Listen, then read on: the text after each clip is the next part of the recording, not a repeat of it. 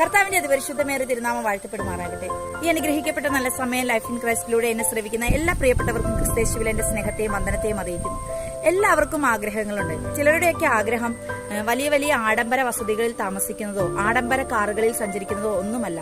ഒരു ദിവസമെങ്കിലും സമാധാനത്തോടെ കടഭാരമില്ലാതെ ഒന്ന് ഉറങ്ങാൻ പറ്റിയിരുന്നെങ്കിൽ എന്നായിരിക്കും ചിലരുടെയൊക്കെ ആഗ്രഹം.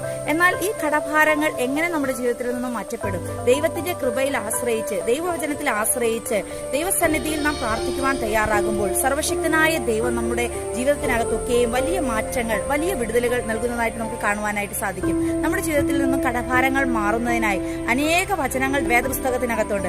എന്നാൽ അതിനകത്തു നിന്നും 3 വചനങ്ങൾ ഞാൻ നിങ്ങളുമായി പങ്കുവയ്ക്കുവാനായിട്ട് ആഗ്രഹിക്കുന്നു. ഒന്നാമത്തെ വചനം, യഹോവ എന്റെ ഇടയനാകുന്നു, എനിക്ക് മുട്ടുണ്ടാകുകയില്ല.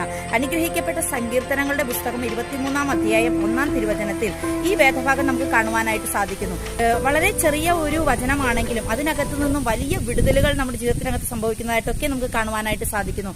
യഹോവയായ ദൈവം, സകലത്തെയും ഒരു വാക്കിനാൽ ഉളവാക്കിയ സർവശക്തനായ ദൈവം, പ്രകൃതിയെയും പ്രപഞ്ചത്തെയും ഒരു വാക്കിനാൽ ഉരുവാക്കിയ കർത്താവ് നമ്മുടെ ഇടയനായി തീർന്നു കഴിഞ്ഞാൽ നമുക്കൊന്നിനും മുട്ടുണ്ടാകുകയില്ല എന്ന് വചനം നമ്മെ പഠിപ്പിക്കുന്നു. അതുപോലെ തന്നെ രണ്ടാമത്തെ വചനം, ഫിലിപ്പിയർക്ക് എഴുതിയ ലേഖനം 4-ാം അധ്യായം 6-ാം തിരുവചനത്തിൽ, ഒന്നിനെക്കുറിച്ചും വിചാരപ്പെടരുത്, എല്ലാറ്റിലും പ്രാർത്ഥനയാലും അപേക്ഷയാലും നിങ്ങളുടെ ആവശ്യങ്ങൾ സ്തോത്രത്തോടുകൂടി ദൈവത്തോട് അറിയിക്കത്രേ വേണ്ടത്. നിങ്ങളുടെ ഏത് ആവശ്യങ്ങളായിരുന്നാലും അത് സ്തോത്രത്തോടുകൂടി സർവശക്തനായ ദൈവത്തിന്റെ സന്നിധിയിൽ സമർപ്പിച്ച് മുഴങ്കാൽ മടക്കി പ്രാർത്ഥിക്കുവാൻ തയ്യാറാണെങ്കിൽ ആ വിഷയങ്ങൾക്ക് നിശ്ചയമായും ഒരു മറുപടി നമ്മുടെ ജീവിതത്തിനകത്ത് ലഭിക്കുന്നതായി നമുക്ക് കാണുവാനായിട്ട് സാധിക്കുന്നു.